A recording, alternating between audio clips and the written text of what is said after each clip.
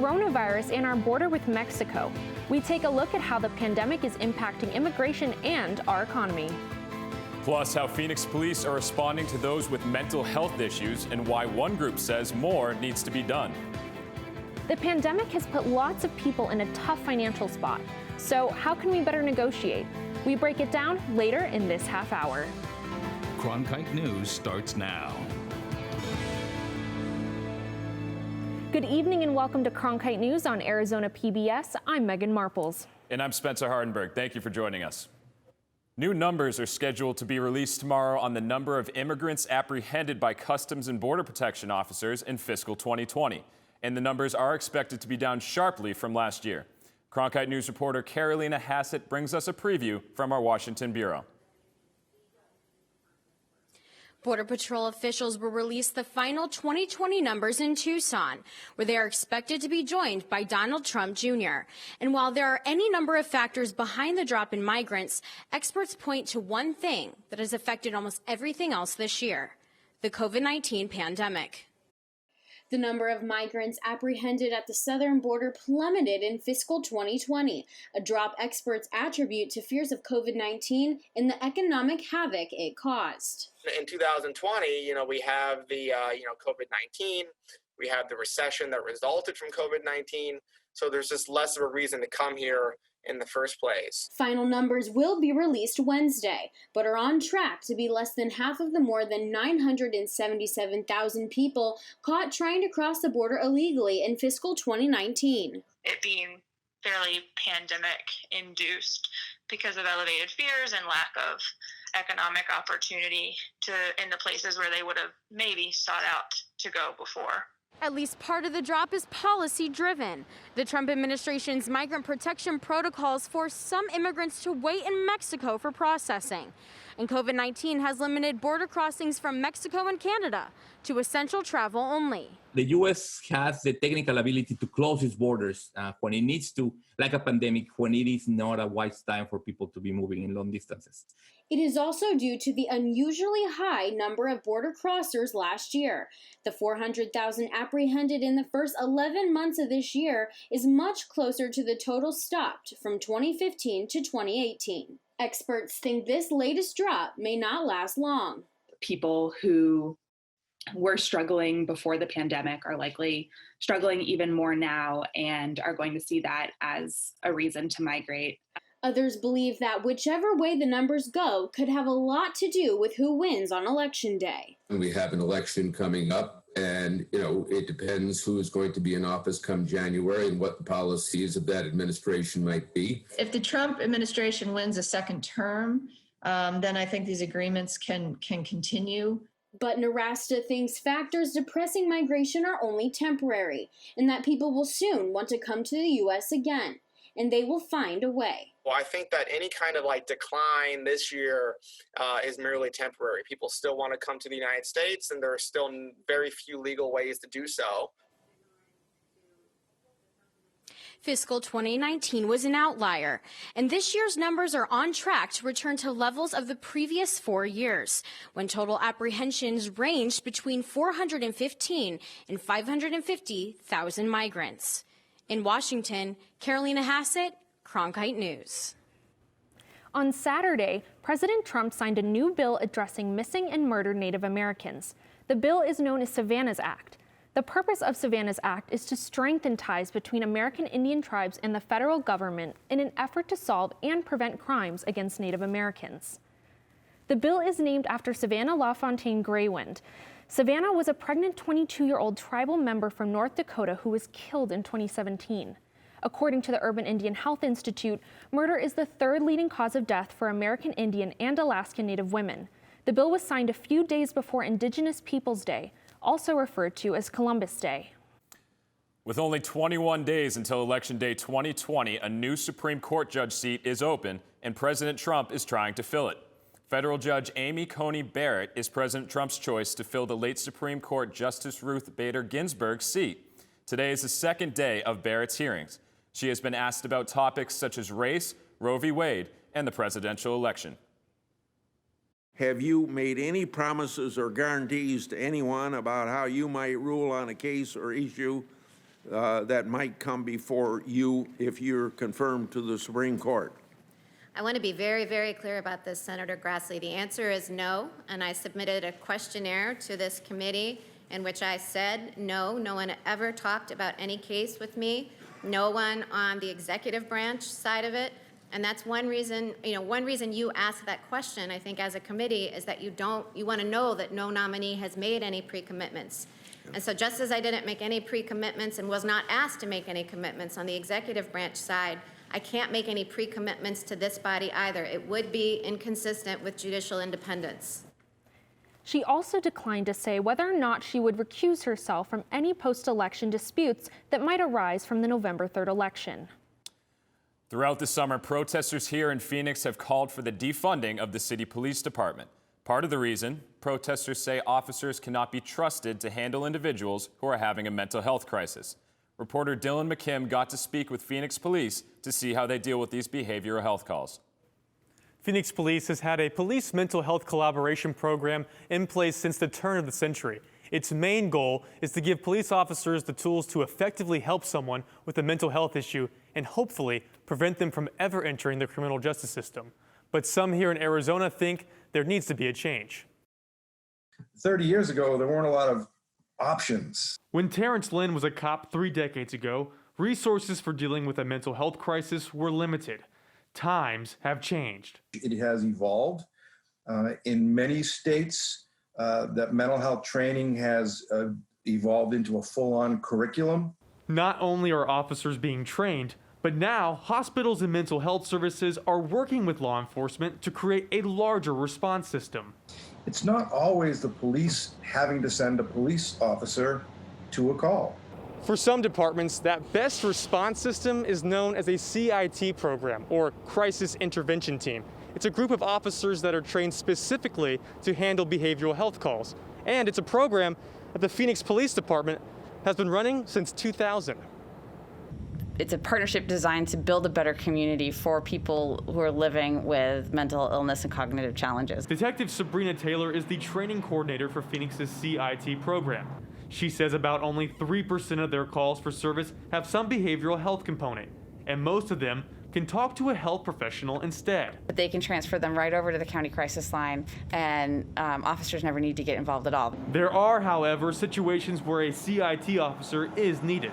Officers can then request a mobile team of health professionals to respond, or take an individual somewhere they can get help. There's 3 drop-off centers that'll take somebody voluntarily or involuntarily, and our officers are great at writing petitions. But not everyone agrees. So when the police go out and they tell the public or they tell the press, hey, we're putting more mental health personnel with our response teams or with our police, they're not getting that right.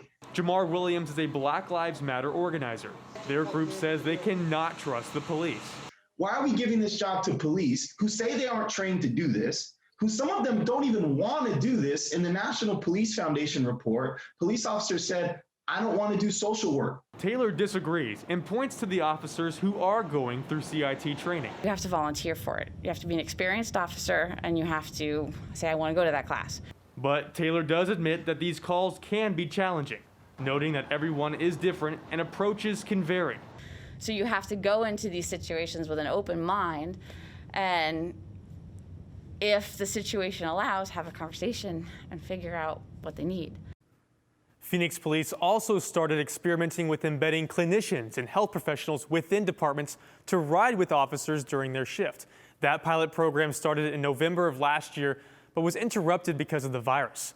The police department is just now evaluating the program to see if it is effective enough to stay in place. In the studio, Dylan McKim, Cronkite News. New research from Pew shows more young adults are moving back in with their parents due to the COVID-19 pandemic. Cronkite News reporter Melissa Zarimba explains why they're coming home. The number of young adults ages 18 to 29 years old who live with their parents is at an all-time high. Since the current COVID pandemic, the Pew Research Center reports 47% of young adults in the United States lived with one or both of their parents in February. By July, the number was up to 52%. 27-year-old Keisha Kohlingberg is one of those who moved home. She was a flight attendant, but put her career on hold when the pandemic started. How secure you think you are with your life, or how settled in you think you might be. One little thing can change it all. When Kohlingberg took a voluntary leave of absence from the airline, she moved from Utah and took a temporary job in Arizona. It was stressful at first just because I was very upset at the reason on why I had to move back. Obviously, having my dream job and flying and traveling and just doing what I love to do, having to cut that so short so suddenly.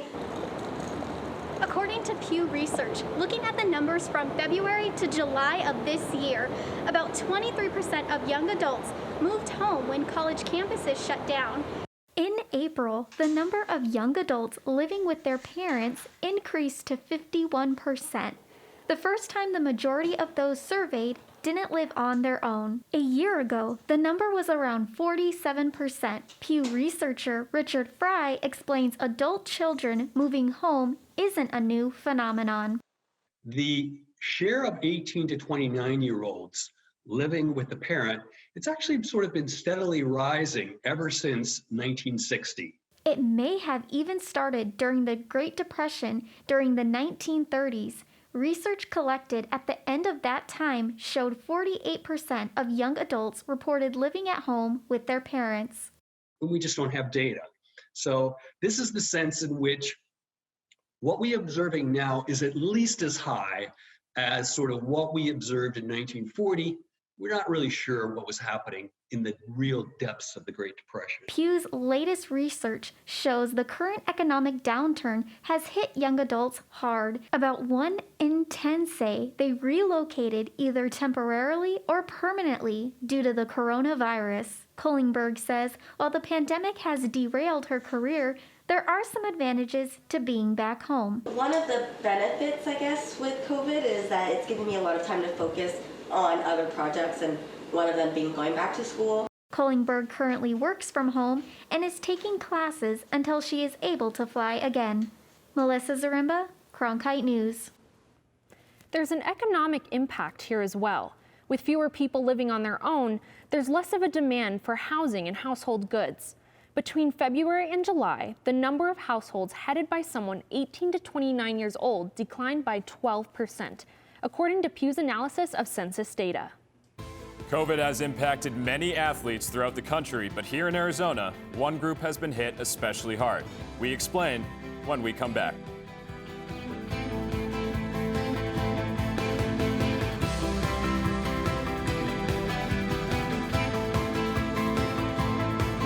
I'm Judy Woodruff, anchor and managing editor of the PBS NewsHour. The journalists of tomorrow face a fast-changing media landscape, but quality news remains vitally important to our communities, our country, and our world. At ASU's Walter Cronkite School of Journalism and Mass Communication, students learn solid, reliable reporting, holding the powerful accountable, and rebuilding the public's trust. The Cronkite School and Arizona PBS, preparing the next generation for a stronger future of journalism. Ready to watch the best of PBS anytime, anywhere, on nearly any device? It's easy with the free PBS Video app. Simply download the PBS Video app on your mobile or streaming device.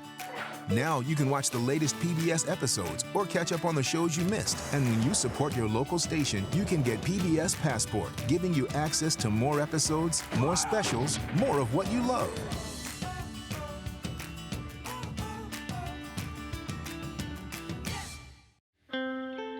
As journalists at Cronkite News, we report on stories that matter to you by focusing on the local impact. We dig deeper and work tirelessly to keep you informed. Live in Wickerburg. Live in Los Angeles. In Cleveland. In Washington. In Louisville. From Jerusalem. Live in Philadelphia. From around the world to right here in Phoenix. At Cronkite News, we report the facts and stick to the truth.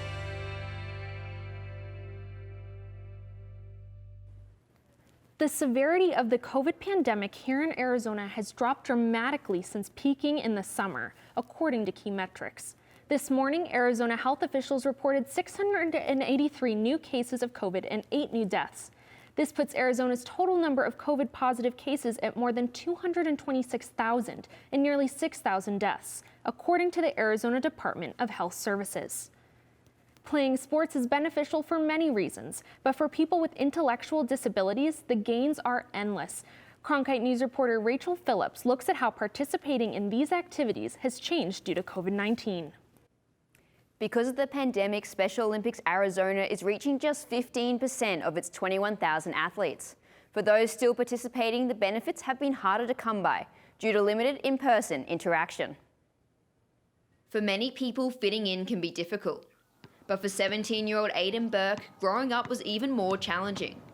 Burke was born with an intellectual disability that didn't allow his brain to develop properly. But at just 9 years old, everything changed for Aiden. He joined Special Olympics Arizona and in the process found his identity, his passion, and his family. It changed my personality, it changed who I am. For both of us, it's been life-changing because not only did he get involved with sports, but there's a whole family of people. Despite the benefit playing sports can have on people with intellectual disabilities, the participation rates are low. A 2019 national study found that only 28% of youth with autism spectrum disorder, 31% with Down syndrome, and 24% with cerebral palsy reported participating in physical activity during the previous year. It's so important to get involved in sports, not only for the active component, but also just health in general. And then socialization is so tremendously advantageous to our athletes. Special Olympics Arizona has just over 21,000 athletes, ranging in age from 2.5 to 85 years old. But with the potential to serve 180,000 individuals in the state, they are barely scratching the surface. The goal for Heckerman over the next couple of years is to start reaching more athletes at a younger age, so they are reaping the rewards sooner. As a child, learning to be friends with somebody else, to learn those skills and have fun, you really see them progress out of their shell. Special Olympics Arizona cancelled all sports in March and moved to online activities like painting, bingo, and movies, so that athletes like Aiden could stay connected to the community. But the desire to be back on the court playing sports with his friends has never been higher. With COVID is harder for me to get my sports done. Special Olympics Arizona just restarted golf and bocce ball, but other in-person sports are still on hold. The Special Olympics isn't just for people wanting to play sports. They also offer unified music, dance, esports, and even robotics. In the studio, Rachel Phillips, Cronkite News. That's it for Cronkite News tonight. Thanks for joining us. And for top Arizona stories anytime, go to cronkitenews.azpbs.org.